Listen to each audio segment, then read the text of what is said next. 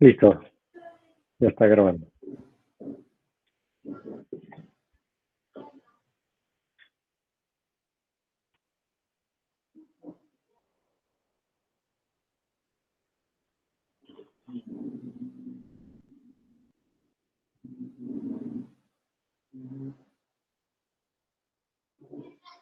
Ok, voy a compartir entonces mi pantalla, ¿no?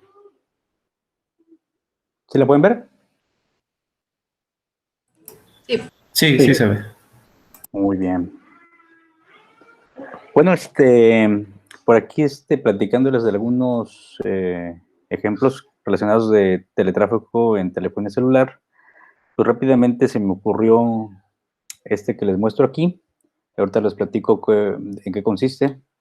Déjenme abrir nada más acá.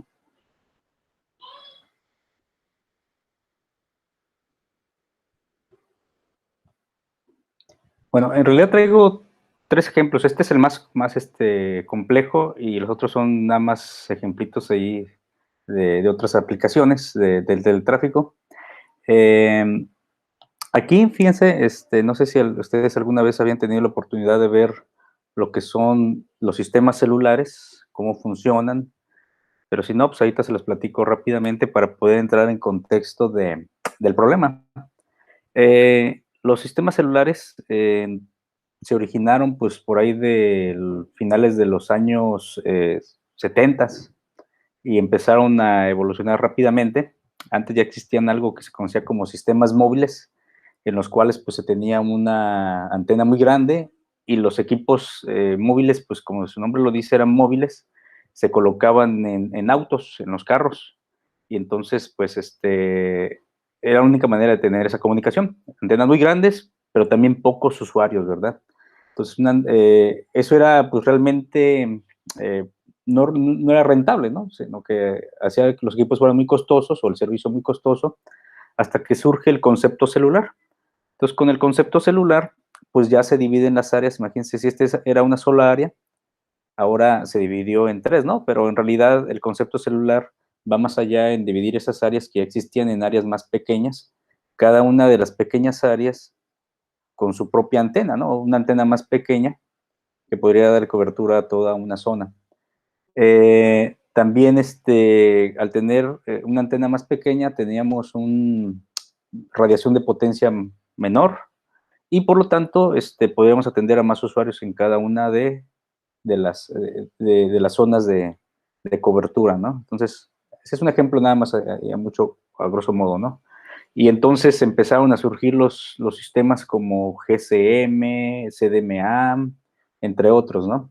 Ya existían algunos analógicos como eran, ya no me acuerdo el nombre bien de esos que eran sistemas de Estados Unidos, AMPS, El AMP. el AMPS, y después surgió un AMPS digital, surgió El de GSM PAX también acá en Europa. Inglaterra. Sí. Y en Japón había su contraparte, ¿no? También. Muy bien, sí. Entonces así fueron moviéndose. Pero ¿qué pasaba? Antes no se preocupaban por los usuarios, ¿verdad? Porque eran bien poquitos. Pero una vez que fueron incrementándose el número de usuarios, pues entonces habría que ver cómo dimensionar los sistemas, ¿no? La primera pregunta que se hace uno es, bueno, si tengo en esta zona de cobertura 1000 usuarios, un ejemplo así nada más, la pregunta es, ¿pondría 1000 canales? Pues realmente eso sería inapropiado, ¿no?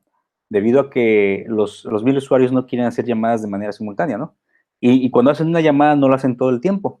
Entonces surge la necesidad de hacer uso del estudios de tráfico. Bueno, cuando ya ocurre esto, también se introducen otras nuevas tecnologías dentro de los sistemas celulares, ¿eh? Antes, un usuario pues, hacía una llamada aquí y su llamada la tenía que terminar en la zona, ¿no?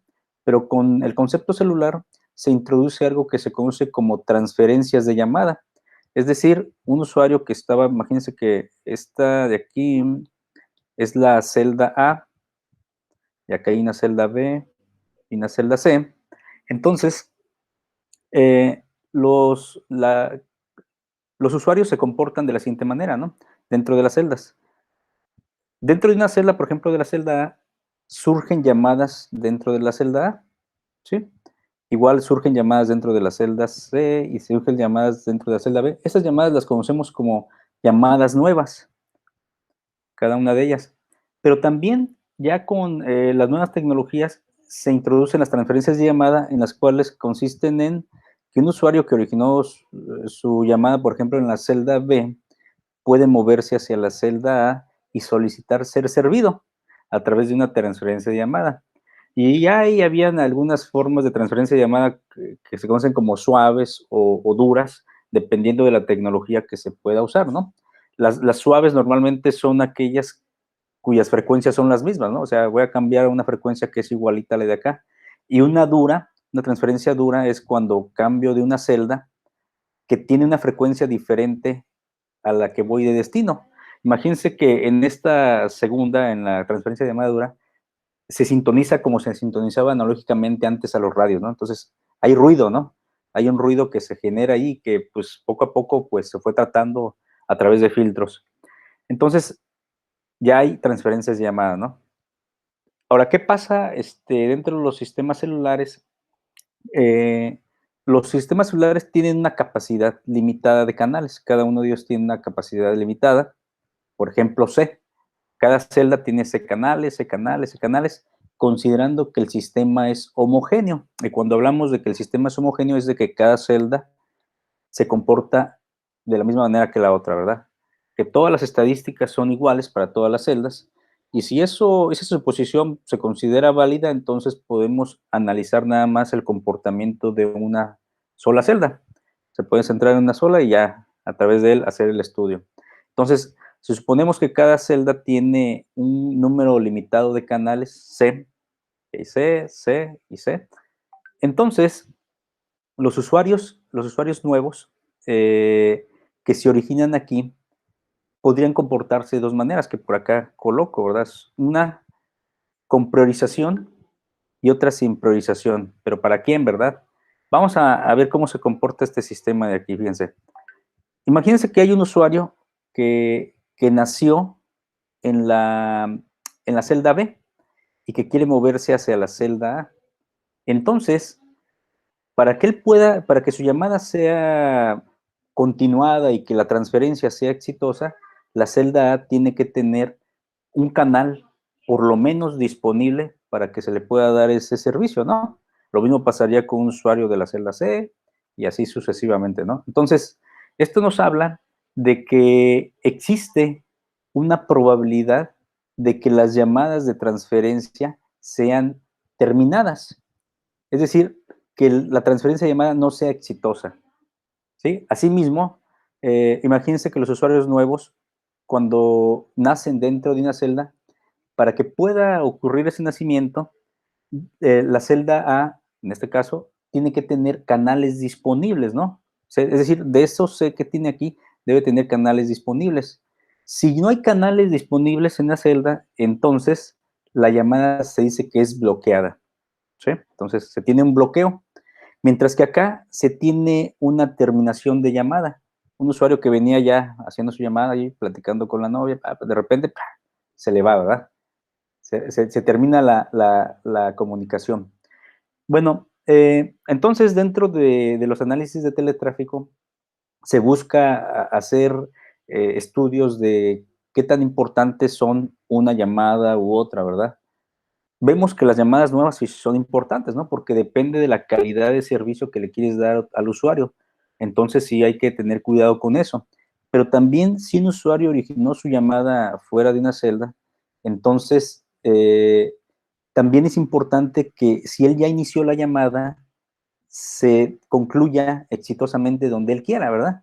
Entonces para eso hay que priorizarlos de alguna manera. Entonces, este esquema que les presento hoy se conoce como un esquema de priorización de llamadas o de transferencias de llamada, ¿no? Vamos a darle prioridad a las transferencias de llamada sobre las transferencias o sobre las llamadas nuevas, ¿no? Por aquí pongo un montón de texto, ¿no? Este texto lo puse para apoyarme un poco y explicarles en qué consiste lo que vamos a hacer. Y lo primero que tenemos que tener en mente es de que cada celda tiene C canales, ¿no? Y que de alguna manera la intensidad de arribos de los usuarios son procesos de Poisson, ¿sí? Y que esa intensidad es lambda, ¿sí? En cada una de las celdas, ¿no? Como son homogéneas, se comportan igual. El tiempo de servicio de los usuarios, una vez que inician una llamada dentro de su celda, es mu. Pero vamos a hablar un poquito acerca de esta mu. Fíjense, si un usuario que nace en la celda A, el tiempo de servicio o la tasa de servicio de esos usuarios que nacen aquí tendría una tasa mu, ¿sí? En otras palabras, el tiempo medio de servicio que duraría la llamada, ¿no?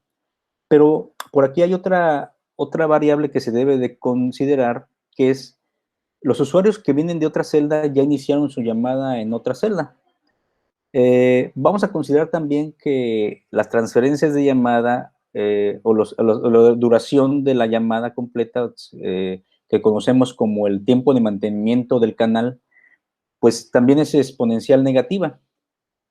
Y que también hay otro parámetro que se conoce como dwell time, que es el tiempo de mantenimiento de la llamada, pero es una vez que entra a la celda, aquí se conoce como dwell time, y ese tiene un parámetro que se llama eta, así, es el dwell time. Una vez que ha cruzado, obviamente, el usuario la celda, y al tiempo completo o la tasa completa de que se tiene, se le conoce como la tasa de mantenimiento del canal y su inverso, que sería el tiempo de mantenimiento del canal, ¿verdad? Entonces, esa le vamos a llamar U, nada más para reutilizar las U's. Entonces, uno podría pensar que en promedio, el usuario que llega a una celda o que nace en una celda, mantiene un canal, que serían las palabras, mantiene un canal, aquí le podríamos poner una H, pero no se le va a poner para no crear ambigüedades, mantiene el canal con una tasa que es igual a mu, perdón, que es igual a mu más eta, ¿sí? Entonces, ese sería realmente el tiempo de mantenimiento del canal, que como es una suma, también si nos se mete un poquito a lo que son los procesos de Poisson, puede ver que la suma de dos procesos de Poisson, pues también generan otro proceso de Poisson, ¿no? En este caso son dos exponenciales, que su resultado es otra exponencial, ¿verdad? Otra distribución exponencial. Entonces, el tiempo general que vamos a estudiar a través de va a ser el tiempo de mantenimiento, ¿no? Que más adelante lo menciono, ¿no? Por ahí también hay otra característica interesante que ya les había comentado, bueno, ¿qué es más importante? ¿Darles una buena calidad de servicio a los usuarios nuevos o mantener funcionando bien a los que ya venían haciendo una llamada, ¿no? Realmente eso es habrá que pensarlo, ¿verdad? Porque sí es importante darle calidad de servicio a los usuarios nuevos, pero también uno puede pensar que es más importante mantener las llamadas que ya estaban activas. Entonces, por aquí surge también un parámetro que conocemos como la probabilidad de terminación forzada de llamadas. Fíjense que una llamada donde quiera que se haya originado, puede ser forzada a terminarse dependiendo de un montón de factores, ¿no? Uno de los factores que no vamos a considerar aquí pueden ser aquellos efectos electrónicos o aquellos efectos de propagación de las señales en los cuales la señal se caiga y obviamente se fuese a terminar la llamada, ¿no? En este caso vamos a estudiar solamente aquellos efectos que tienen que ver con que los usuarios que quieran hacer transferencias de llamada no encuentren canales disponibles, ¿verdad? Entonces, sin embargo, todo esto englobado de alguna manera se puede comprobar que se puede utilizar esta fórmula y determinar la probabilidad de terminación forzada de una llamada. Y podemos observar por acá que tenemos ya definidas dos probabilidades, ¿no? Una que es la probabilidad de bloqueo de llamadas nuevas, de los que nacen allí, que no encuentran canales disponibles para ser atendidos, y otra que es la probabilidad de transferencias de llamada fallida, ¿sí? Que vamos a denotar como PFH. Entonces, las transferencias de llamada fallida, pues de alguna manera podrían ser más importantes, ¿verdad? Pero esto se puede estudiar ya una vez englobando esta fórmula, ¿no?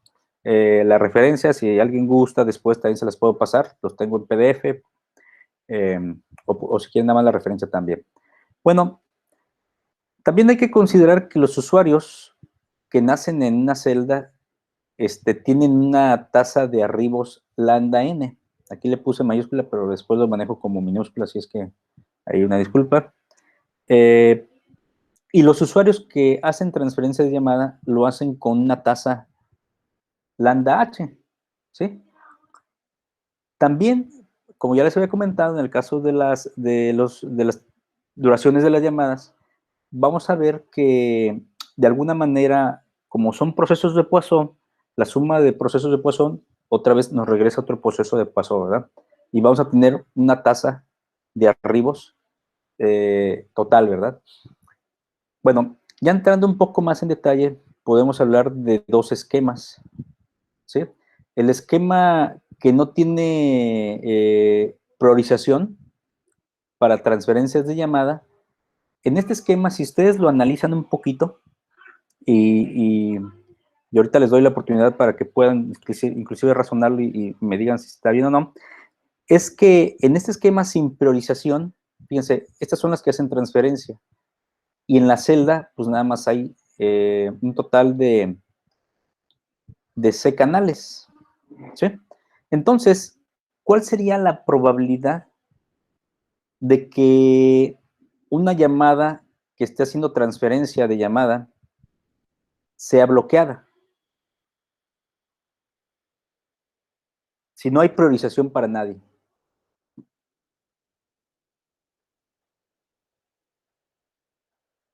¿Quién me podría decir algo? Y así nada más con lo que se le ocurra, ¿no? Tenemos nada más C canales, ¿sí? C canales. Y estamos hablando ahorita, la pregunta es, ¿cuál sería esa probabilidad de que un usuario que hace transferencia de llamadas no encuentre canales? O igual, si me permites, otra manera también de verlo, no sé si a lo mejor eso Adelante, ayude, adelante. sería de que lo que está diciendo el doctor José Luis es, ok, ¿qué condición tiene que suceder, ¿sí? De cuando yo estoy haciendo la transferencia de llamada para que no me puedan atender en la nueva celda, ¿verdad? Así es. ¿Sí? ¿Cuál sería esa condición de que yo llegue y no me puedan atender? Por ahí se las dije entre palabras, pero bueno. Todos los canales estén ocupados, ¿no? Por usuarios nuevos. Así es. Exactamente. Fíjate, eso es lo que acabas de decir, es correcto, tanto para los que hacen transferencias de llamada como para los usuarios nuevos. Es la misma probabilidad, ¿verdad? Por eso lo pongo acá. Es decir, un usuario nuevo va a ser bloqueado siempre que todos los canales estén ocupados, ¿verdad? Pero también una transferencia de llamada va a ser bloqueada si todos los canales están ocupados. Por lo tanto, la probabilidad que tenemos allí, esta que pone acá, también es igual a la probabilidad de que todos los canales estén ocupados. Así la voy a poner, ¿no? ¿De acuerdo? Ok. Sí, muy bien. Ok, y la otra alternativa que tenemos, pues es priorizar, dar una priorización a los canales de handoff, ¿sí? En este caso, voy a dibujar aquí rápidamente algo ahí, nada más para que se entienda un poquito, y no es difícil de entender, que tenemos un conjunto de canales, ¿verdad? Este conjunto de canales, pues, es C, que es el total de canales. Pero de estos canales, voy a dejar un pedacito que van a ser exclusivamente para transferencias de llamada, ¿verdad? Estos de aquí. Es decir, estos de aquí ya no los pueden utilizar las llamadas nuevas, ¿sale? Solamente transferencias de llamada. Por lo tanto, para llamadas nuevas quedan disponibles C menos CH. ¿De acuerdo? Ok. Entonces, voy a pasarme a la siguiente diapositiva. Entonces, fíjense, vamos a analizar esta cadena de Markov, ese diagrama de transición de estados, que especifica o nos muestra todo el comportamiento del sistema, ¿no? Fíjense, este sistema pues tiene un número finito de canales que es C, ¿verdad? Y ven ustedes que acá ya estoy colocando que la transferencia de llamadas totales es igual a la tasa de transferencia de llamadas, perdón, la tasa de arribos de llamadas total es igual a la tasa de las nuevas más la tasa de las que hacen transferencia de llamada, ¿no? Pongo una H por la palabra handoff en inglés. Esto de aquí ya se los había comentado, ¿no? Que la tasa de mantenimiento de canal U es igual a la tasa de servicio más la tasa de la permanencia en la celda, ¿no? Del usuario o del canal.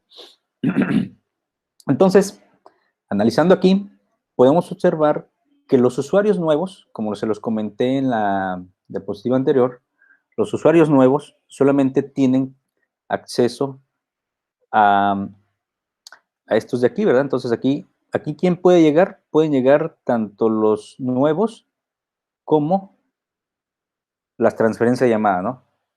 Pero acá, en este de aquí, solamente pueden llegar transferencias de llamada. ¿De acuerdo? Entonces,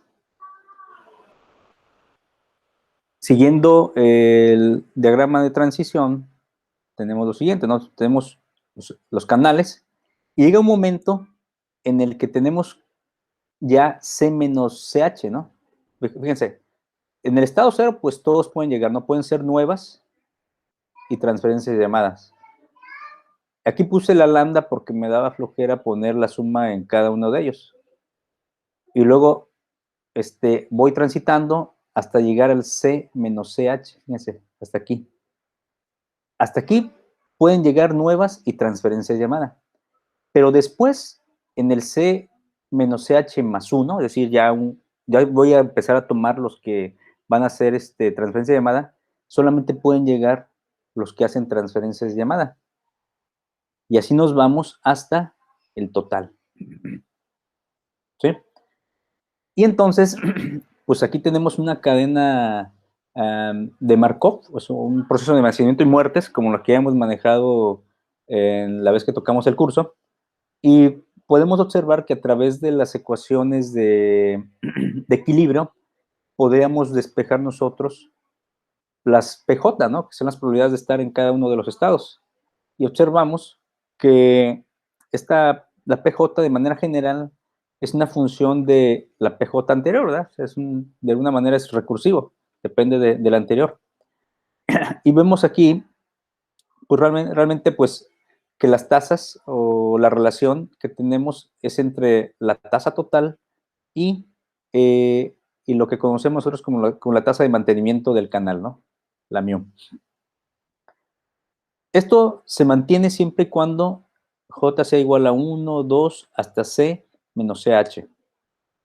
Ahora, por otro lado, las PJs van a depender de solamente las transferencias de llamada, o sea, las tasas de transferencia de llamada y la tasa de mantenimiento de canal por PJ menos 1, ¿no? ¿Desde dónde? Desde C menos CH más 1 hasta C.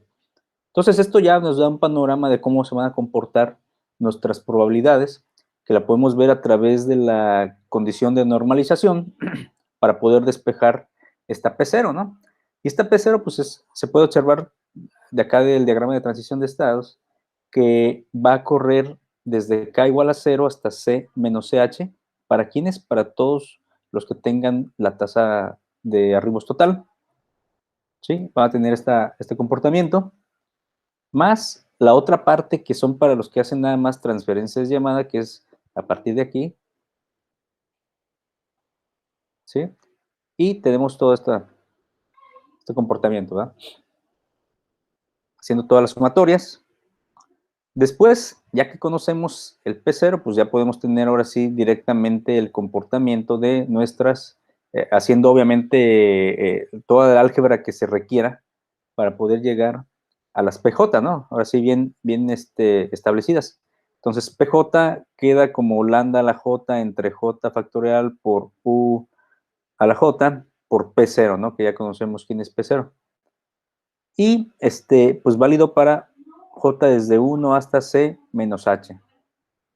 Por otro lado, para aquellos que hacen transferencia, podemos observar que el comportamiento es así, ¿no? Lambda a la C menos CH por lambda a la H por a la J menos C menos CH. Obviamente, para llegar a esto, pues hay que hacer todo el procedimiento algebraico, ¿no? Que sí, pues no es complicado, pero es un poquito laborioso. Llegamos acá, ya tenemos nuestras probabilidades. Entonces, en este punto, y ahora sí podemos determinar quiénes son nuestras probabilidades que estábamos buscando para determinar la probabilidad de terminación forzada.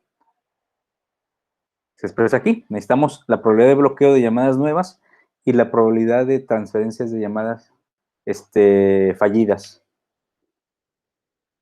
Entonces, podemos observar que fácilmente que la probabilidad de bloqueo, ya no se los pregunto porque pues aquí está, la probabilidad de bloqueo, ¿cómo se calcula, verdad?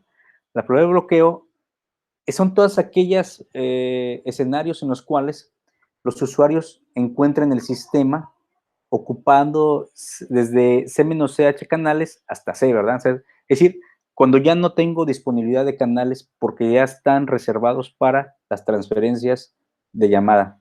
Entonces, es esta sumatoria, ¿sí? Mientras que por otro lado, la probabilidad de transferencia de llamada fallida está directamente relacionada con la probabilidad de que todos los canales estén ocupados.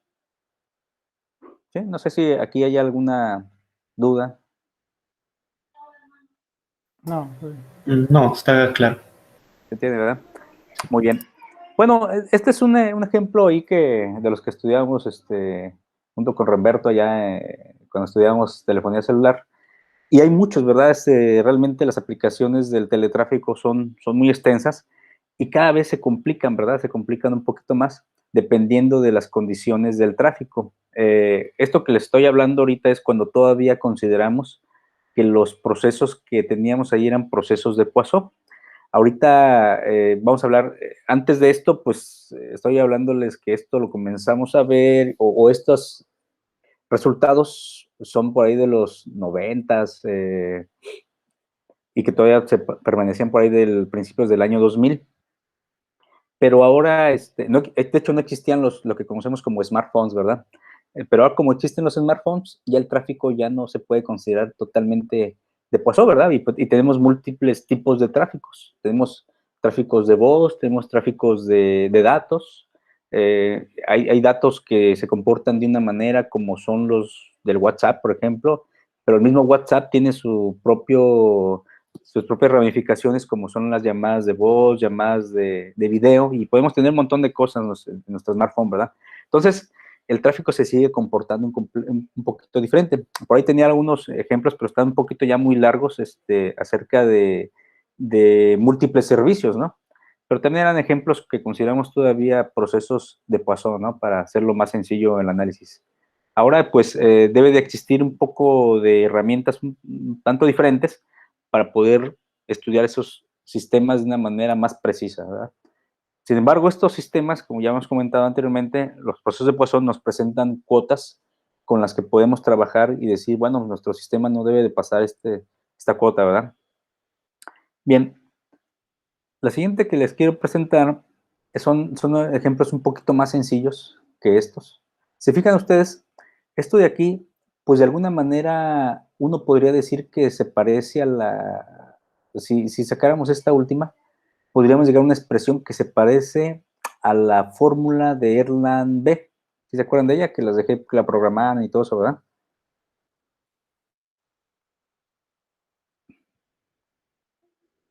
Bueno, se parecen. No lo es, pero sí se parece, ¿no? Vamos a ver que esa fórmula de Erlang-B fue utilizada durante mucho tiempo en los sistemas de comunicaciones. Y, por ejemplo, aquí hay un ejemplo muy sencillo. Dice que se tienen 1000 líneas que llegan a un concentrador que selecciona 50, estas de acá, para entrar a una centralita. Y los usuarios generan un tráfico de 40 erlas, ¿no? O sea, todo este tráfico, esta es la demanda, ¿verdad? Que tenemos. Normalmente, pues, un sistema de Poisson considera que esta demanda, pues, es infinita, ¿no? Pero, sin embargo, pues, vamos a suponer que se comporta de una manera que podemos considerar que es un número muy grande. y que el tráfico que se está ofreciendo aquí o generando pues es de 40 Erlands. Entonces, si tenemos 50 líneas, las cuales realmente van a ser utilizadas, son esos 50, digamos que son los que se pueden ocupar en un momento dado, entonces, utilizando la fórmula de Erlang-B, podemos tener esta relación, ¿verdad? 40 Erlands, 50 líneas o 50 canales, entonces tenemos una probabilidad de bloqueo de 0.0187%. Bueno, aquí no es porcentaje, ¿verdad? Esto es cerca del 2%, ¿no? Entonces, ¿qué significa eso? Significa que de todos los usuarios, de las 1000, pues se van a bloquear al 2%, ¿no? ¿Que cuánto es el 2% de 1000?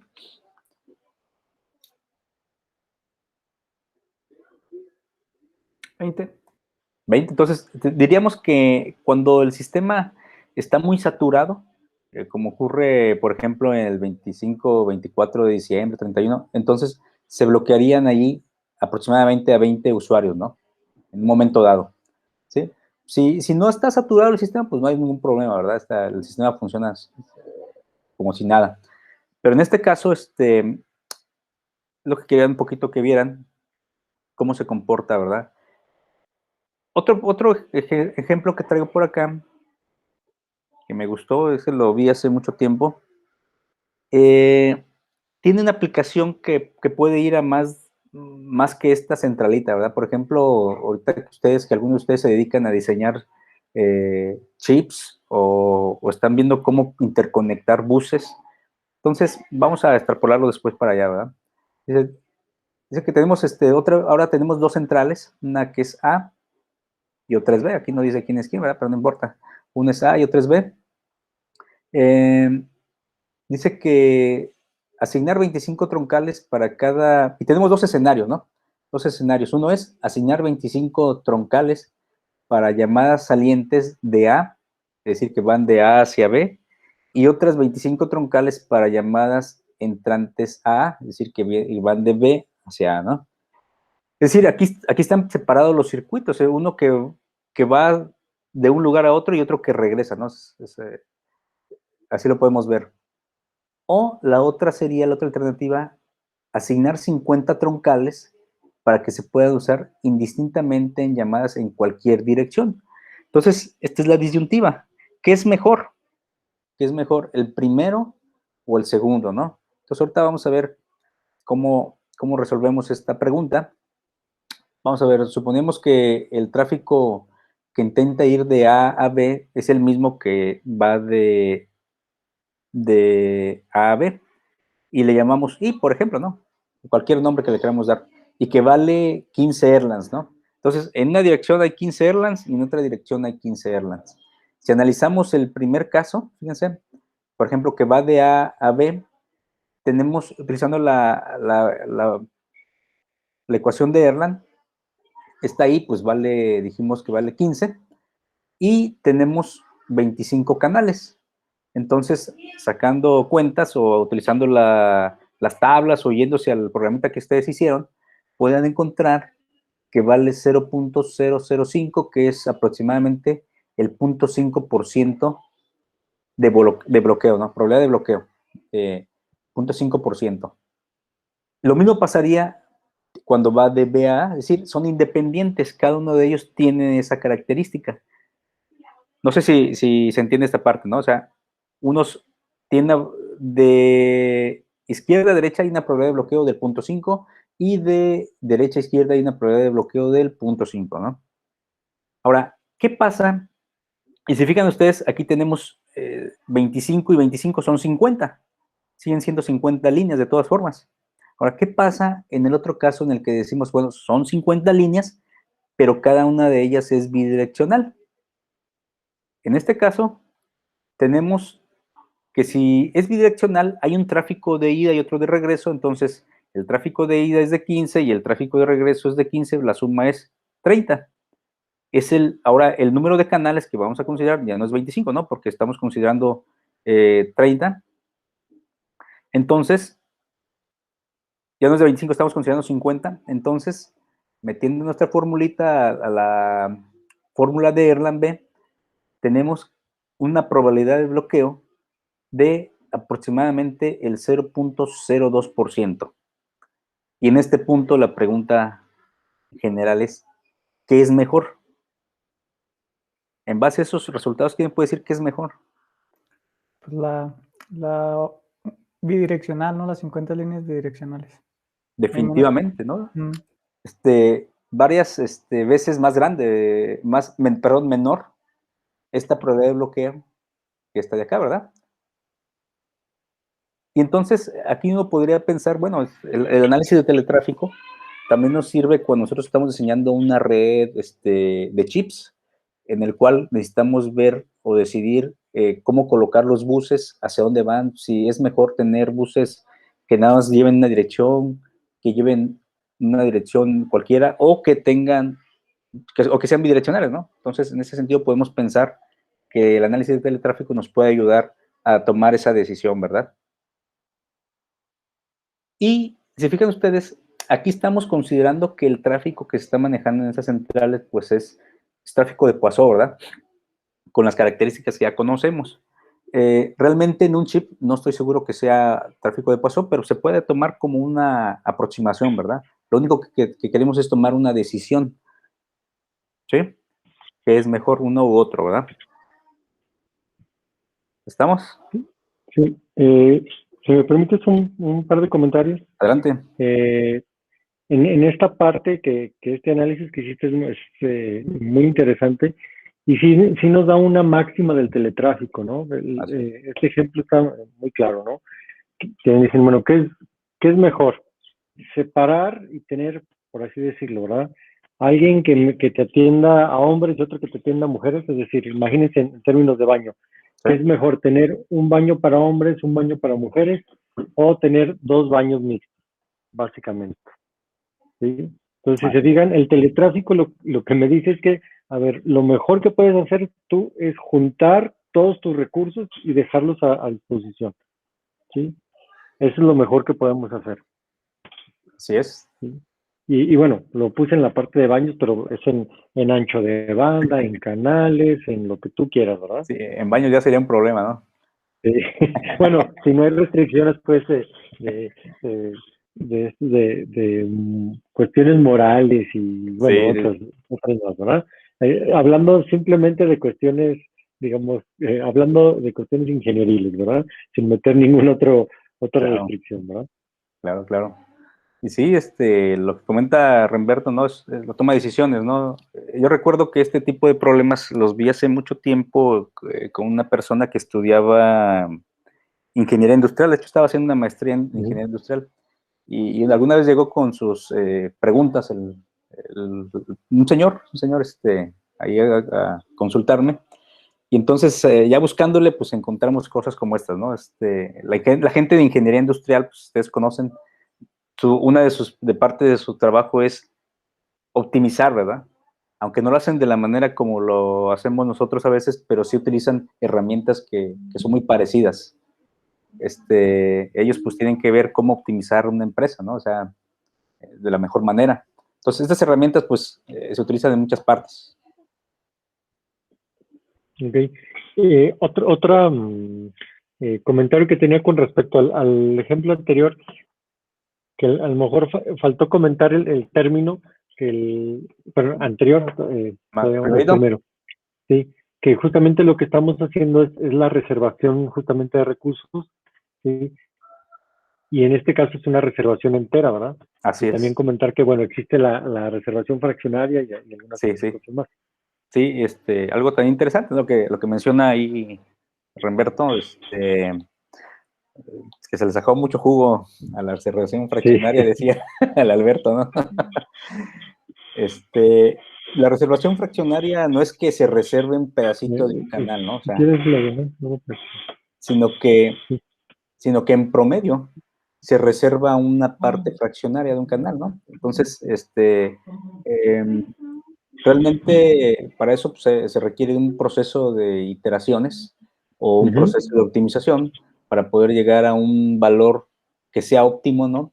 en el caso de que queramos tener un número bien establecido, ¿no? El caso de la reservación fraccionaria resuelve un problema que tenemos. Si ustedes, por ejemplo, se van a la fórmula de Erlang-B, la fórmula de Erlang-B, por aquí voy a ponerle, depende de dos factores, ¿no? Uno que es el tráfico y otra que es los canales disponibles, ¿verdad? Entonces, esta fórmula nos regresa una probabilidad, ¿sí? Ahora, si yo quiero hacer lo inverso, imagínense que yo estoy diseñando un sistema en el cual yo conozco el tráfico ofrecido y quisiera saber cuál es el número, o más bien quisiera decir, quiero una probabilidad exacta, ¿no? Quiero una probabilidad del 2%, pero que sea exacta. Si ustedes utilizan esta fórmula y hacen todo lo que puedan hacer con la manipulación de ella, en un programita de método numérico, lo que quieran, lo que van a encontrar es de que nunca van a llegar a un 2%, ¿no? ¿Por qué? Porque los canales son números enteros, ¿sí? La única manera en la que podemos llegar a ese 2% de manera exacta es de que el número de canales sea fraccionario, ¿no? O sea, que podamos partir los canales. Entonces, como decíamos, en la reservación fraccionaria de canales, pues no es que se reserve un pedacito de un canal, sino que con cierta probabilidad se reserva un canal y con otra probabilidad, que es el complemento de ella, no se reserva, ¿sí? Es decir, es una especie de volado que se echan ahí. Llega un usuario, ¿le reservo o no reservo? Ah, bueno, le tocó reservar, entonces va a entrar, ¿verdad? De esa manera, pues más o menos funciona la reservación fraccionaria. Y bueno, permíteme. Otra de las cuestiones también que comentabas con respecto al tráfico, ¿Sí? Que efectivamente bueno, en las redes, particularmente en todas, e incluso también en las redes en chip, ya se demostró justamente que efectivamente no es tráfico de pasón, ¿verdad? Así es. Incluso ya se presentan condiciones de autosimilitud muy fuertes. Okay. ¿Sí? Y ahí, bueno, incluso hay varios modelos, por ahí Marculescu trae unos modelos ahí medio fumadones, que yo creo que la parte de los modelos de Markov que utilizábamos también acá en redes celulares le pega más fácil para hacer sobre todo la parte del modelado. Ah. Ya. Sí, definitivamente, ¿no? Es difícil que vamos a encontrar el tráfico de Poisson. Ya no hay, está escaso. Todo por el comportamiento, ¿no? Lo que platica Remberto de la autosimilitud, tiene que ver con que ya hay, por ejemplo, paquetes que pueden tener una duración muy larga, otros que pueden tener una muy pequeña, y eso le conocemos como dependencia de largo término y todo, ¿no? Entonces, y nos encontramos con un montón de cosas como son los procesos de Pareto, etcétera, ¿no? Entonces, hay un montón de información dentro del teletráfico que se sigue estudiando, ¿no? Porque realmente no hay cosas cerradas. Hasta ahorita lo mejor para el teletráfico son las simulaciones. De ahí la tesis de Vidkar, la misma que mía, que ahí estuvimos. La tuya, José Luis, que también fue una mezcla, pues, un poquito Así entre es. simulación y tratar de encontrar ahí una ecuación, ¿verdad? Así es. De hecho, déjenme ver si encuentro el artículo que publicamos por ahí y se lo muestro rápidamente, nada más, como un dato ya histórico. A ver. Por aquí debo tener guardada. Ahora que veo estos análisis, me acuerdo de mis tiempos mozos ahí en Sí. el DF. Yo cuando Digo, hay mucho que trabajar ahí, ¿verdad? O sea, sí, ya no he visto qué hace nuestro sensei de la maestría, pero bueno, y yo creo que... Fíjate que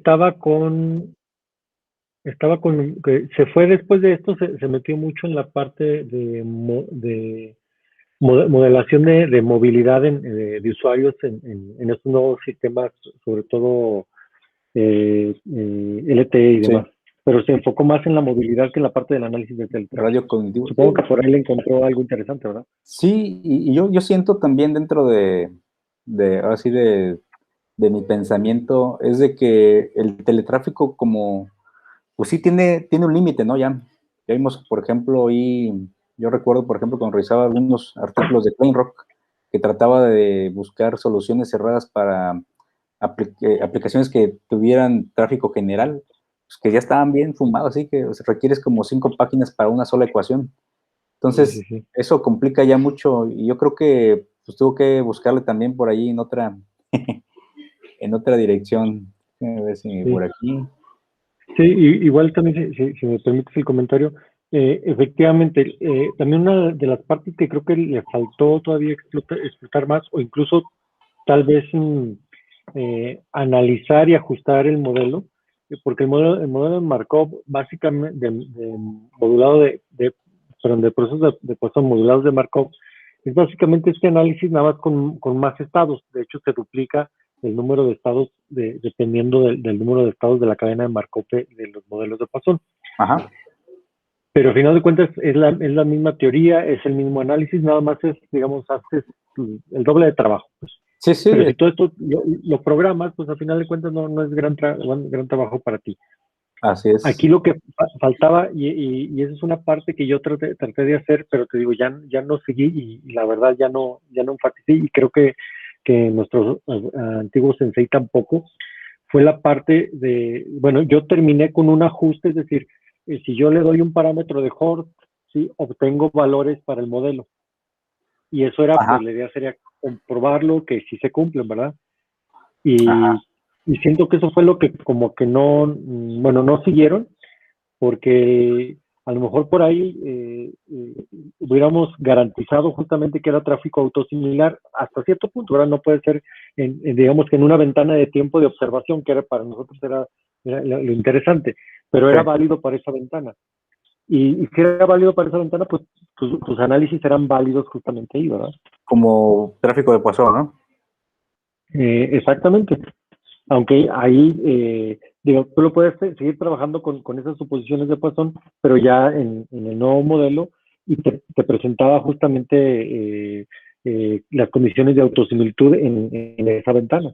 Así Y ahí es. lo interesante es de que ya podías empezar a modelar diferentes pues servicios de datos, y sobre todo, bueno, ya con ahí, digamos, lo que trabajamos era mucho la parte de la tasa de arribos, ¿verdad? Y como tú bien comentaste, lo que nos faltaba trabajar era la parte que ya también estaba muy clara, que era una distribución de Pareto para lo que era la longitud de los paquetes, ¿verdad? Así es, sí, sí. Sí, de hecho, después surgieron varios artículos, ¿no? Que ya tenían análisis con distribuciones de Pareto. Así es. Sí. Pero sí, como dices tú, se complica muy cañón ya. Sí, ya es otra cosa, ¿verdad? Ya, muy matemático, ¿no? El asunto. Uh-huh. Bueno, aquí rápidamente, para los compañeros, fíjense, este es un artículo que sacamos por ahí. Que yo cuando lo analizo, la verdad es que no le encuentro mucha ciencia, ¿no? Pero no lo aceptaron. Este es no sé si alcanzan a ver el PDF que estoy mostrando, ¿no? Sí, sí se ve. Ok. Fíjense, este es una cola, ¿no? Es una cola sencillita. Entonces, el objetivo de este artículo, no encontré la versión final ahorita rápidamente, pero este es el pre. Ahí Es el participa que Renato mandamos a Hyundawi, Simutul. a Al de Hyundawi. El de Hindawi, acuérdate que está abierto, ¿no? Ese lo debo tener por aquí. A ver, déjame ver. Voy a copiar el nombre y lo voy a pegar en el Google y lo voy a buscar para que vean la versión original.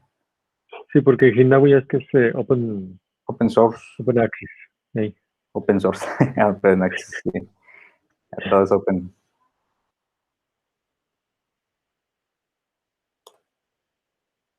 Hyundawi. Ahí está, mire, es el primero. Aquí está este mero.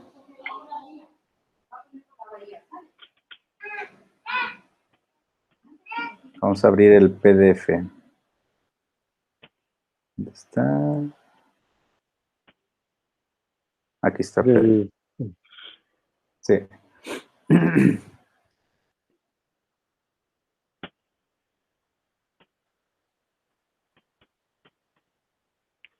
Y aquí lo voy a descargar una vez para tenerlo ahí. Es que los meto ahí, no me acuerdo dónde los guardo después. Voy a poner ahí mientras.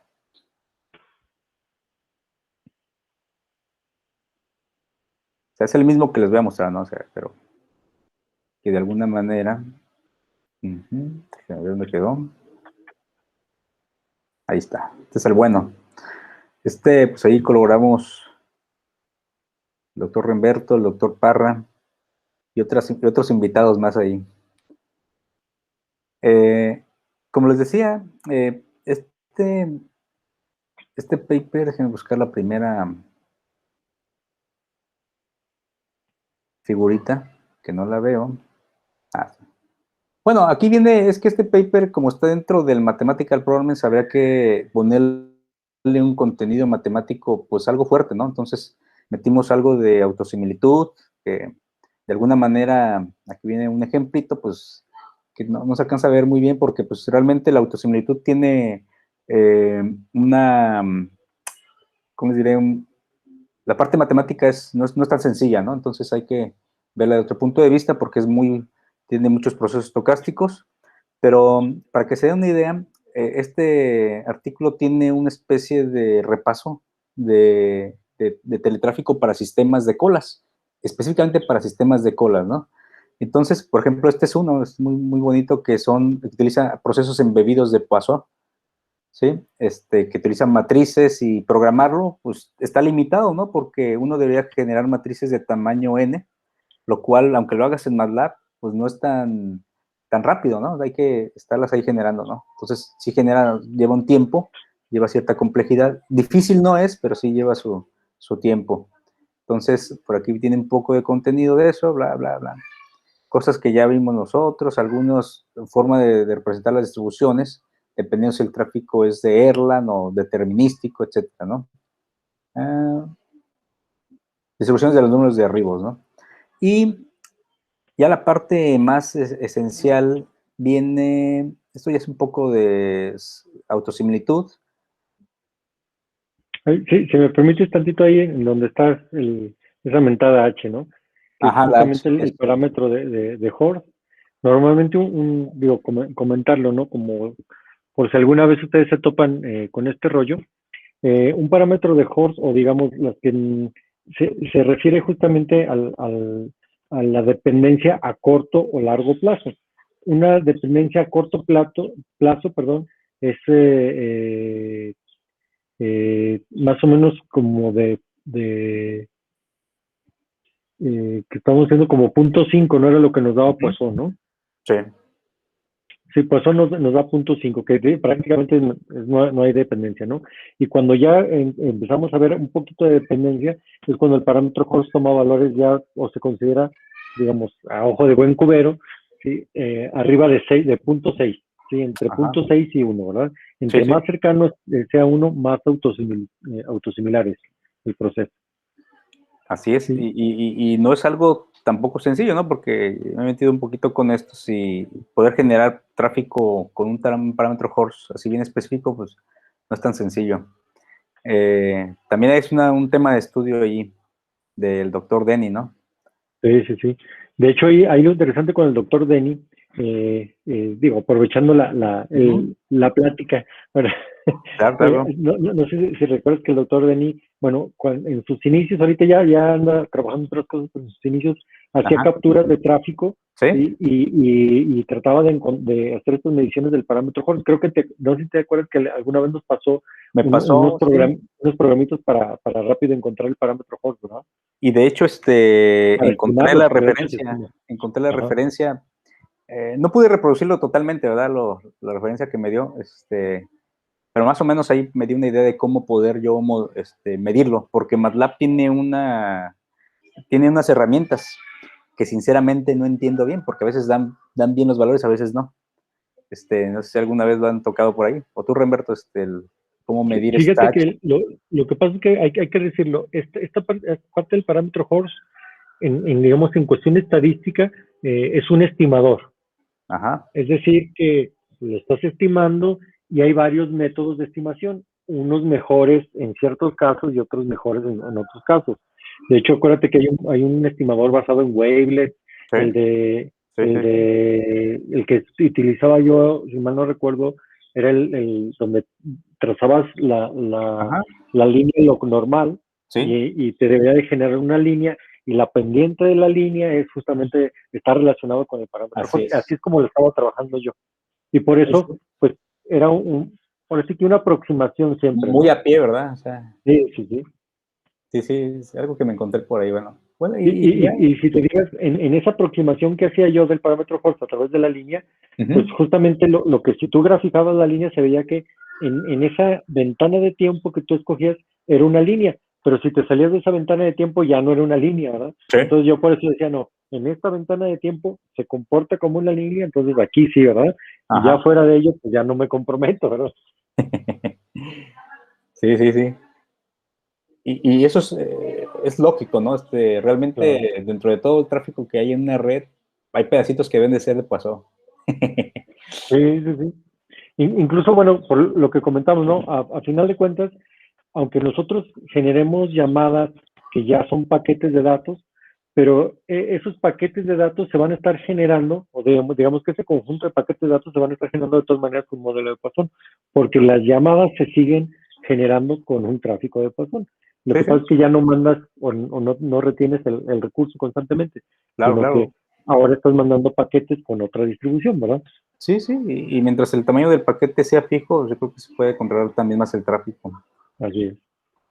Sí, les decía que el estudio de este artículo, pues principalmente se basa en esto, ¿no? Y el objetivo principal es de ya no tener tráfico, que podemos estudiar colas con que no sea tráfico de Poisson, ¿verdad?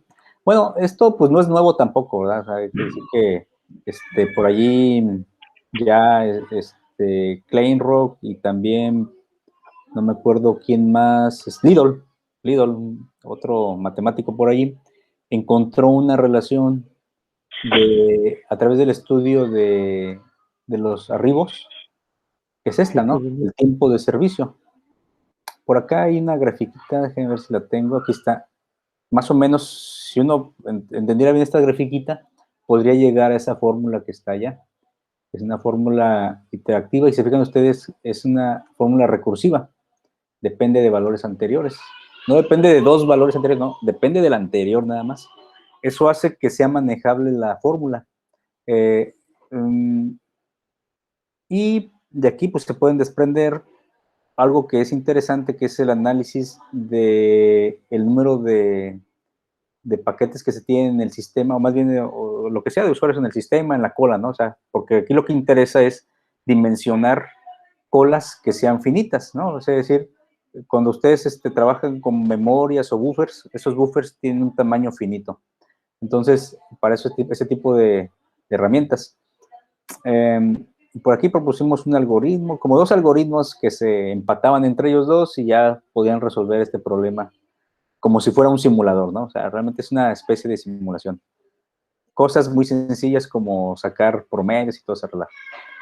Y acá yo creo que directamente en los resultados uno puede observar que este tipo de sistemas, como no depende, fíjense, es un sistema totalmente determinístico. Si ustedes observan esto de aquí, esto es determinístico, ¿no? No hay probabilidades, no hay procesos estocásticos, no hay nada de eso. Hasta aquí es una parte interesante del resultado de Linley, que todo es determinístico. Si todo es determinístico, entonces uno puede trabajar con valores que quiera, ¿verdad? O sea, puede meter distribuciones a los arribos que uno quiera, puede meter distribución a los tiempos de servicio que uno quiera. Al final de cuentas, la forma iterativa de la fórmula nos va a llevar a las relaciones que estamos buscando, ¿no? Entonces, en este caso, yo aquí pongo unos ejemplos, o que ponemos algunos ejemplos, con diferentes distribuciones. Si fijan ustedes, aquí hay una que se llama MMP, que son procesos modulados de Pareto, o procesos modulados de Poisson. Ahí tenemos una mezcolanza ahí grande, y podemos demostrar a través de simulaciones y de nuestra fórmula, más que nada a través de las simulaciones, que la fórmula funciona, ¿no? Y que realmente pues es un simulador lo que estamos haciendo. ¿Por qué?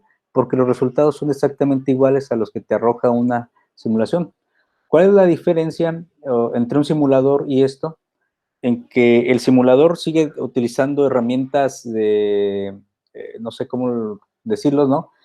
Y este tiene una ayuda matemática, ¿no? Es decir, utiliza una fórmula para auxiliarse y generar procesos más rápido. Entonces, es lo que hace un poquito más rápido esta simulación que una simulación convencional, donde hay que trabajar evento por evento, ¿no? Aquí no, aquí se trabaja todo de trancazo. Sí, sí, si me permites enfatizar en esa diferencia. Sí, efectivamente, en nuestras simulaciones, por ejemplo, Omnet, recordar que lo que estamos haciendo es que son objetos que están interactuando entre ellos, ¿sí? Y se están mandando mensajes, pero los mensajes también son objetos. Entonces, hay que crear el objeto, hay que mandárselo, hay que procesarlo, ¿sí? Y todo eso me lleva tiempo. Mientras que acá nos vamos a la parte más pura del análisis de la simulación, que es simplemente darle el tiempo entre ribos, ¿sí?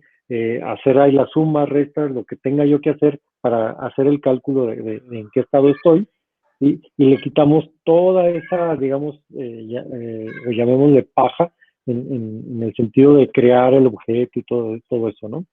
Por lo tanto, nos quedamos con la parte más pura, ¿verdad? Es como ver una versión muy abstracta de la simulación, ¿sí? Así es. Sí, en la parte ya igual más precisa y que es una, creo que fuimos ahí al Simotools allá en Atenas, habían varias búsquedas por hacer. Simotools es un congreso de simulaciones, ¿no? Y Sí. hay mucha búsqueda, se está buscando mucho ayudar a los simuladores, ¿no? O sea, hacer un software que esté ayudado a través de herramientas matemáticas para hacerlo más rápido, ¿no? ¿Sí? Que no dependa totalmente de las características que construyen los simuladores convencionales. Entonces, por ahí también es algo interesante que puede ayudar. Yo recuerdo, por ejemplo, hace tiempo estaba leyendo, ya hace unos años, por ejemplo, Wolfram Alpha. ¿Sí conocen Wolfram Alpha? Lo que es matemática, el software. Sí. ¿Sí? Bueno, Wolfram es un físico, ¿verdad? Físico matemático. Y ese cuate, pues es una empresa que se llama Wolfram Alpha y que vende el software que es el Wolfram Alpha o matemática, ¿no? Bueno, él desarrolló unas técnicas en sus tesis que tienen que ver con el manejo de, ¿cómo se llama? Fractales.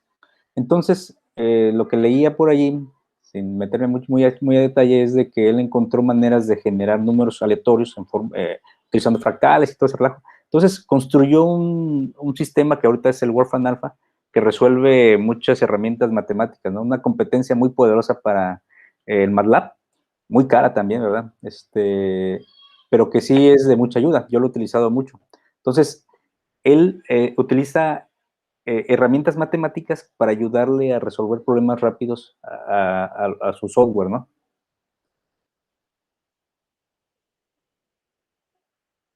Bueno, y aquí vamos a hacer una repasadita de lo que habíamos hecho, ¿no? Algo interesante, fíjense, aquí en esta gráfica, dice que es una gráfica que compara el tiempo de espera, el tiempo de espera en una cola contra la capacidad de canales, o más bien la capacidad de espacios en la cola, fíjense. Estas gráficas, hay unas que se ven muy bonitas, ¿no? Que tienen un comportamiento, pues bien, así, o sea, uno podría decir, pues yo creo que hasta pudiese encontrar una fórmula para ellos, ¿verdad? A través de interpolaciones y todo eso, y regresión lineal y todo lo que sea. Pero esta que está aquí, que dice que es, esta del asterisquito, que dice que alfa es igual a 1.2 o una h de 0.9, es lo que mencionaba Renberto. Cuando esto ocurre, ya no hay estabilidad. Esta cosa no es estable. Una siguiente iteración que yo le haga una iteración diferente, ¿no? Con los mismos datos y todo eso, que yo le haga a este sistema, me va a mantener estas de acá, pues todavía parecidas, pero esta de aquí y esta de acá pueden cambiar drásticamente. ¿Por qué? Porque no son estables. Es decir, nos vamos a encontrar con sistemas que son inestables cuando tengamos una H que sea muy grande, mucho más grande que 0.5, obviamente menor que 1, y no recuerdo si dice para menores que 0.5, ¿verdad? Pero no. Pero sí, no sé si se entiende esa parte, ¿no? La pérdida de la estabilidad cuando hay autosimilitud.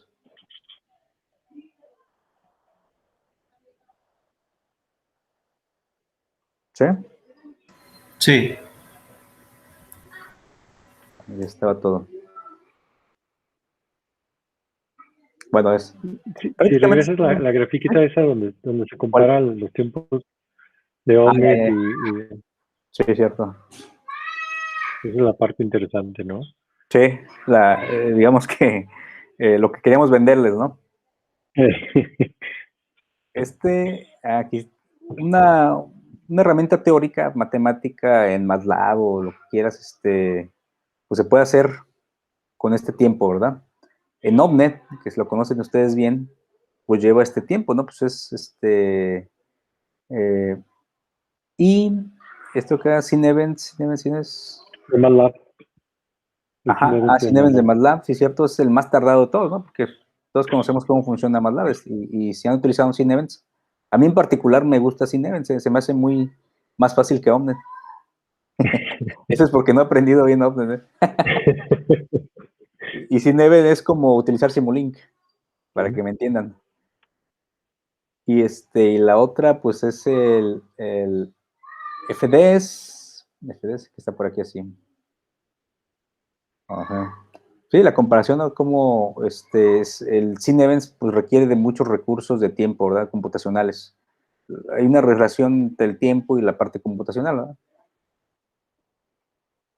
De hecho, esto recuerdo que nos pidieron demostrarlo en el artículo de otra manera porque nos decían que pues si tú utilizas dos computadoras diferentes, pues ya valió, ¿verdad? Entonces Y por hicimos allí el análisis de complejidad, ahí está, ¿no? hicimos un análisis de complejidad. De hecho, por allí utilizamos un software que se llama Eureka, no sé si lo han escuchado. Ya no, era gratis Eureka. Ahorita lo compró una empresa que se llama Robodata o Data Robot, no me acuerdo.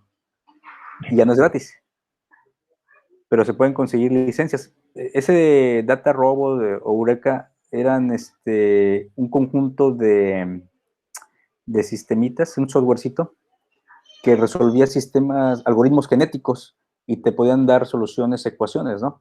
Entonces por aquí hay una ecuación grandota que sacamos de allí y después la redujimos un poco y encontramos que se parece a una que habíamos estimado por ahí, ¿no, Roberto? Manualmente. Ya no me acuerdo bien, pero sí, o sea, habrá que probar también su complejidad, ¿no? Del algoritmo, o sea, cuando ustedes se encuentren con algoritmos y vayan a hacer alguna publicación, lo más recomendable es de que vayan calculando su complejidad matemática, computacional.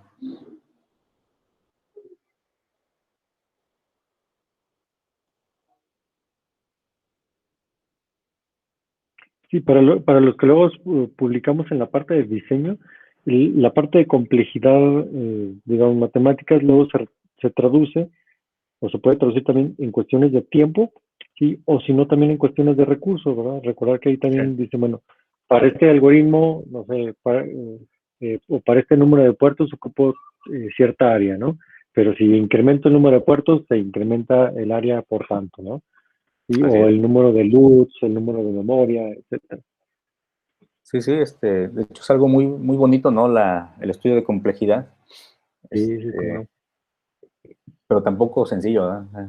Hay casos que se pueden complicar. Fíjate que tiene mucho que ver o está demasiado relacionado con la cuestión de probabilidad, de entender bien la parte probabilística. Uh-huh. Digamos, ya para los casos más complejos, para los casos comunes, pues basta con un análisis sencillo Sí, de prácticamente una derivada y ya lo sacas, ¿no? ajá. Pero en la parte, digamos, ya más compleja, sobre todo cuando, bueno, recordar que está la notación de O pequeña, la O grande, y está la notación, ay, no me acuerdo cómo se llama la otra, que una justamente te dice el tiempo más pequeño, el otro dice el tiempo más grande, y otro te dice como que el promedio.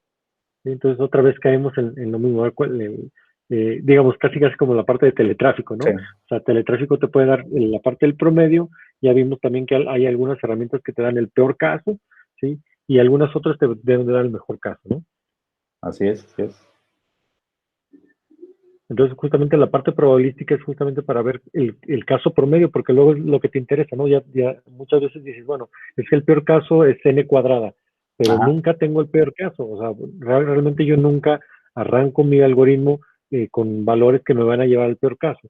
Entonces, Sí. la pregunta es, ok, si nunca voy a ejecutar el peor caso, ¿cuál sería, en este caso, la promedio. complejidad promedio, verdad? Sí, sí. Entonces, si ya hablamos de promedios, hablamos de probabilidades, ¿sí? Y es ahí donde la puerca torció el rabo, ¿verdad? Así es.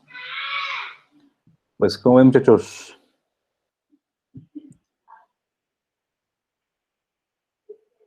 Interesante. Sí, hay mucho de dónde sacarle ahí provecho a todo, ¿no? O sea, en realidad, estas son herramientas nada más para ayudar a algunos casos, ¿no? Digamos, esta partecita estudia nada más una cola, ¿no? O sea, que puede decir, pues no tiene sentido, ¿no? Pues se siguen estudiando esas cosas todavía. Y cada vez se hace más complejo cuando tú ya formas una red.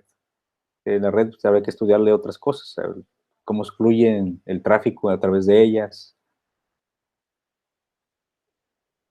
el mismo diseño de circuitos, ¿no, Remberto?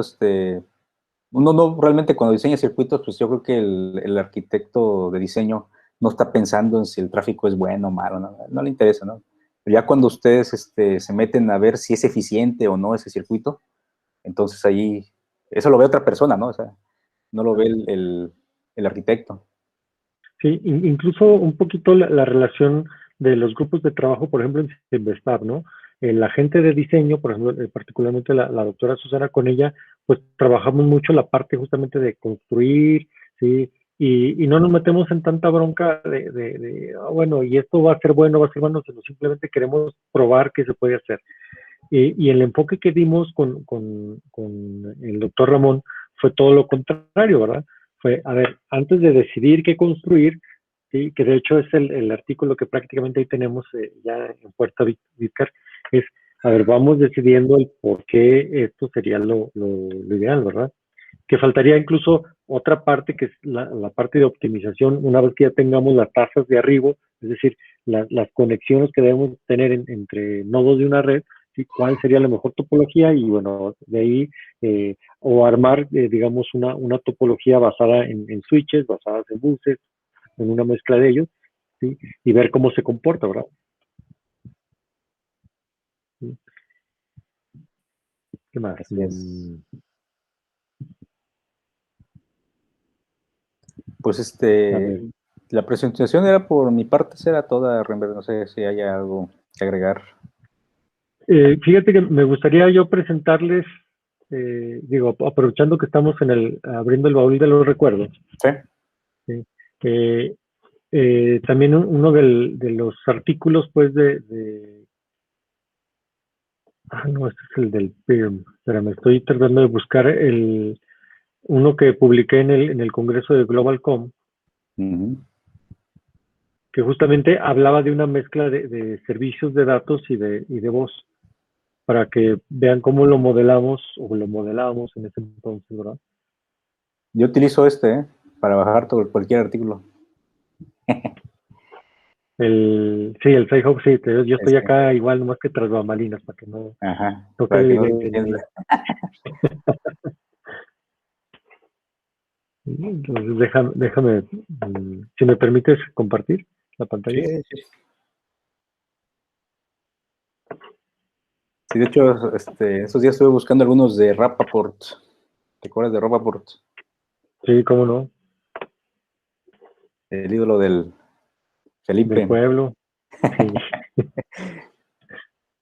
Bueno, ¿dónde quedó? Aquí está. De hecho, sí, el otro partner que tenía nuestro sensei era Lauro, ¿verdad? Lauro. Lauro. Sí, de hecho, aquí justamente lo que estoy haciendo yo, un análisis de asignación dinámica de recursos con redes inalámbricas integradas con voz y datos, y aparte con adaptación de enlace. ¿Qué es la adaptación del enlace? Es que conforme si tengo un canal, digamos, bueno o malo, lo que hago es que la tasa de modulación la cambio, ¿sí? Y entonces puedo transmitir, si estoy hablando de datos, transmito datos más rápido o datos más lentos. Y bueno, aquí lo que les quería mostrar es justamente el modelo, ¿no? Otra vez, se digan, es básicamente lo que les comentó José Luis, ¿sí? Yo también tengo la tasa de nuevas llamadas, ¿sí? De datos, de voice, es la V y la de data es D. También tenemos una tasa de transferencia de llamada, ¿sí? Y consideramos que los usuarios de datos, como transmiten, o los paquetes transmiten de manera muy corta, no tienen transferencia de llamada, ¿sí? Es una suposición, ¿no? ¿Qué más tenemos? Que podemos utilizar varios recursos, o sea, varios canales para la transmisión de un paquete, ya sea digamos, una tasa, o 2 veces la tasa, o 3 veces la tasa, etcétera, ¿no? Y aquí también tenemos la parte de un canal bueno, D, G de bueno y B de malo. Entonces si estoy en un canal bueno, a lo mejor transmito más rápido, y si estoy en un canal malo, transmito más lento, ¿no? También tenemos la parte de la lambda V, ¿sí? La eta, que es básicamente lo que comentaba también José Luis. Y aquí ya viene todo el análisis de qué pasa si le asigno 1, 2, 3. Un proceso de nacimiento y muerte pequeño, ¿no? Exactamente.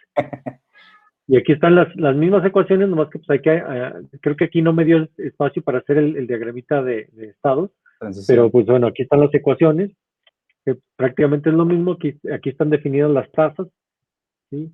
En cada uno de esos casos, ¿sí? Las métricas, cómo se calcularon las métricas de throughput y demás, y las grafiquitas que nos daban, ¿no? Ajá. Entonces aquí tenemos asignación dinámica de recursos nada más, ¿sí? Luego vemos asignación dinámica de recursos con adaptación de enlace, suponiendo que existe una cuarta parte digamos, de canales buenos, ¿sí? O la probabilidad de obtener un canal bueno, hasta la P75, que es lo más grande, ¿no?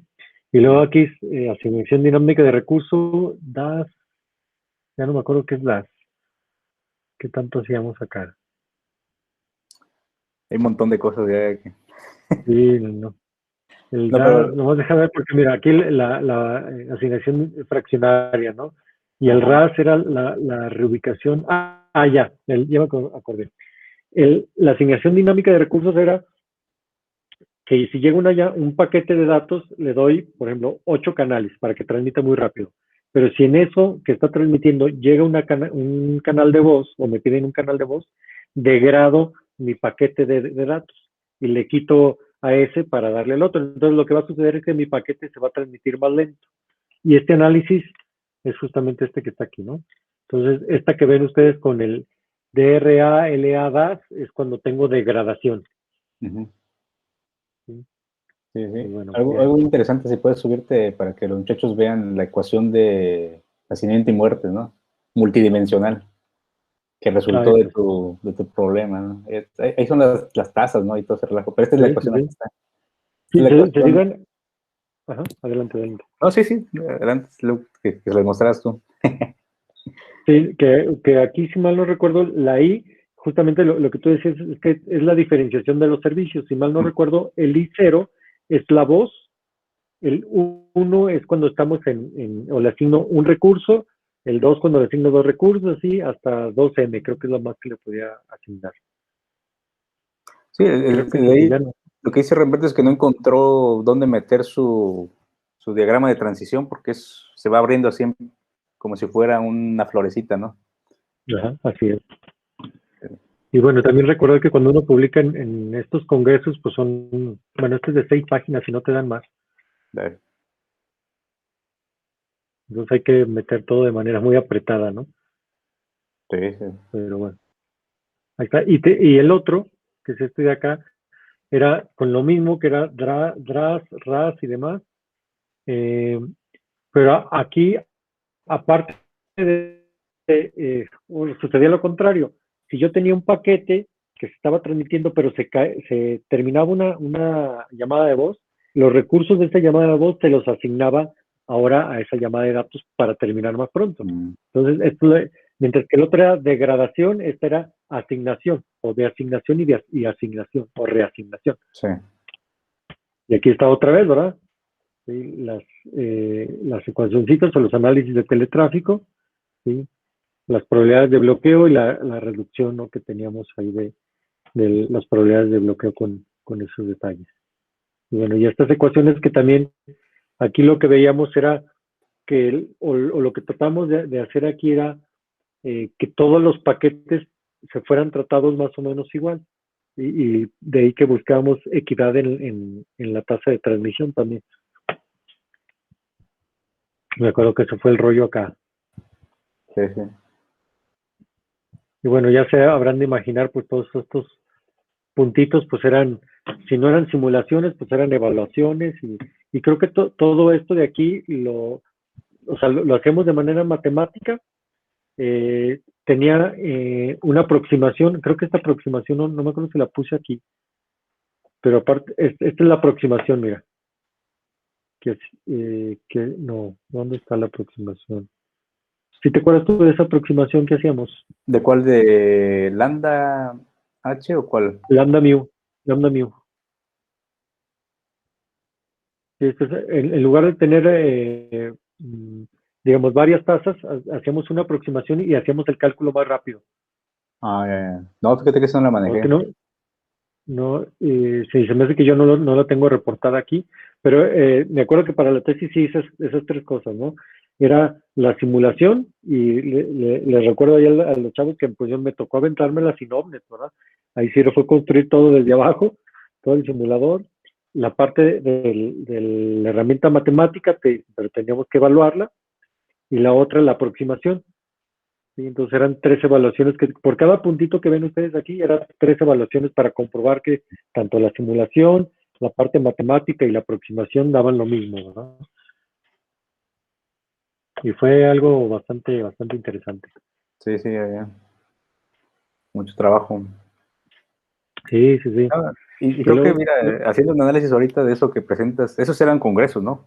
Creo que si se lo metes ahorita en una revista, pega. Sí.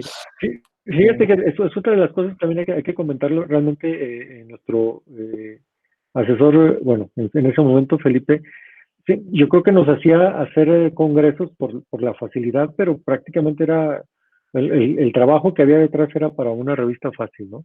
Sí. Y yo creo que ahí, y bueno, yo hablo por mí, yo creo que ahí lo que me faltó fue a lo mejor más tiempo de mi parte, porque yo también ya me tenía que regresar, pero sí me acuerdo que estaba en planes hacer la versión del artículo de revista, que ya no, empezando a trabajar ya nunca me dio tiempo de hacer la versión de revista.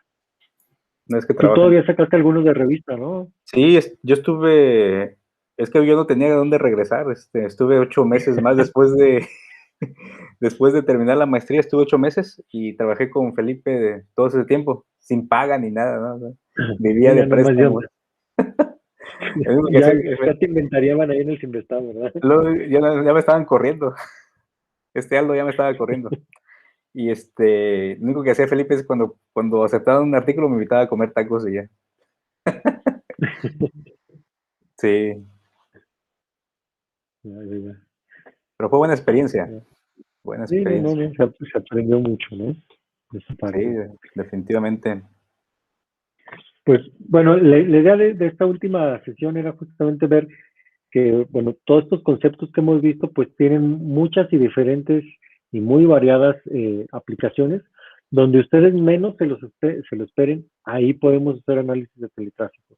O sea, y por eso yo les comentaba, ¿no? Si queremos ver incluso cuestiones, no sé, de aplicaciones ya de redes neuronales y queremos ver o medir justamente, vamos a suponer que estoy identificando personas, ¿sí?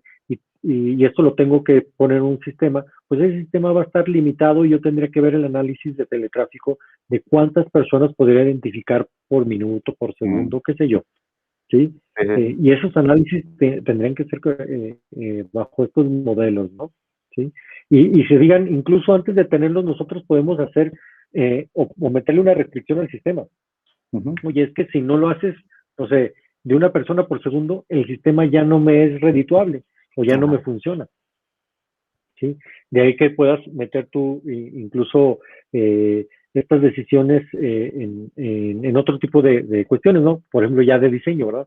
Ya le puedo decir yo a la gente que está haciendo la parte en hardware, ¿sabes qué? Pues tienes que estar trabajando una tasa, no sé, de tanto, ¿no? Entonces ya ellos sabrán si qué métodos, si de paralelismo, si de, no sé, aceleración, pipelining, qué sé yo, tienen que hacer para que eso ocurra.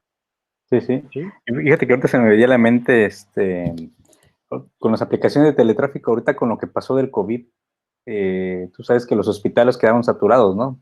Porque no había camas, o se moría la gente porque no había respiradores, ¿no? Entonces, todo eso se pudo haber dimensionado con un análisis de tráfico, Así pero es. no había tiempo tampoco, ¿verdad?